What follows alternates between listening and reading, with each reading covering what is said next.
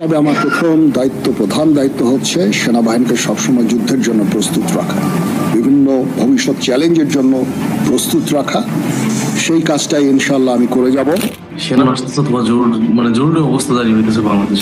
শেষমেশ হয়তো সেনা শাসনই আসবে অথবা জরুরি অবস্থা। সাম্প্রদায়িক দাঙ্গা, গণতন্ত্র এবং বাক স্বাধীনতার হত্যার দায়ে শান্তিতে নোবেল কেড়ে নেওয়া হচ্ছে ডক্টর মোহাম্মদ ইউনূসের কাছ থেকে এবং সারা দেশে সেনা শাসন জারি করছে সেনাপ্রধান ওয়াকারুজ্জামান।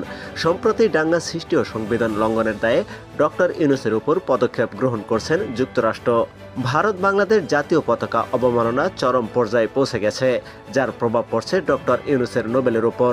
এছাড়া দেশের পরিস্থিতি অল্প দিনের মধ্যে নিয়ন্ত্রণে না আসলে দ্রুত সেনা শাসন জারি করা হবে বলে জানিয়েছেন সেনাপ্রধান ওয়াকারুজ্জামান। প্রিয় দর্শক, বিস্তারিত জানুন পুরো ভিডিওতে। আসসালামু আলাইকুম, আমি নাইম, দক্ষিণ কোরিয়া থেকে। যে খেলা আমরা শুরু করেছি, এই খেলার বলি আসলে কারা হবে? আজকে ভারত যেই সিদ্ধান্ত নিয়েছে, এই সিদ্ধান্ত যদি পুরো ভারতে ছড়িয়ে দেয় অথবা ভারতের জনগণের মধ্যে, একটা জিনিস হচ্ছে কি, যে কোনো প্রতিষ্ঠান যখন ব্যবসা করে, এমনকি একটা রেপুটেড প্রতিষ্ঠান হয়, তখন তারা সেই দেশের জনগণের পালস বুঝে মাঝে মাঝে এমন সিদ্ধান্ত নেয় যেটা হয়তো অন্যের জন্য ক্ষতিকর হয়ে যায়।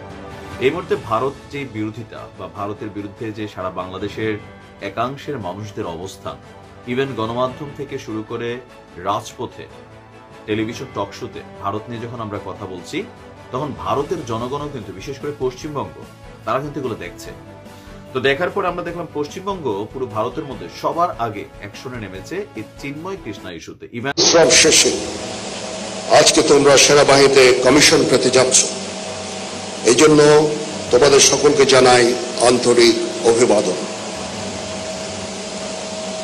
তোমাদের কাছে আমার প্রত্যাশা এই যে নেতৃত্বের সর্বোচ্চ গুণাবলী যেমন সততা, সত্যবাদিতা, কর্তব্যনিষ্ঠা ও কঠোর পরিশ্রম দ্বারা সেনাবাহিনীর উপরে আর অর্পিত সকল দায়িত্ব তোমরা আন্তরিকতার সাথে পালন করবে। তোমাদেরকে যে কোনো ধরনের চ্যালেঞ্জের গ্রহণের জন্য সবসময় প্রস্তুত থাকতে হবে, সামরিক চেতনা মূল্যবোধকে সমুন্নত রাখতে এবং যে কোনো সিদ্ধান্ত গ্রহণের ক্ষেত্রে দেশপ্রেমকে সর্বোচ্চ গুরুত্ব দিতে হবে। তোমাদের সাহসিকতার সাথে সকল পরিস্থিতি মোকাবেলা করতে হবে। তোমরা প্রতিনিয়ত নিজেদের সক্ষমতা এবং পেশাদারিত্ব বৃদ্ধি করতে সচেষ্ট থাকবে।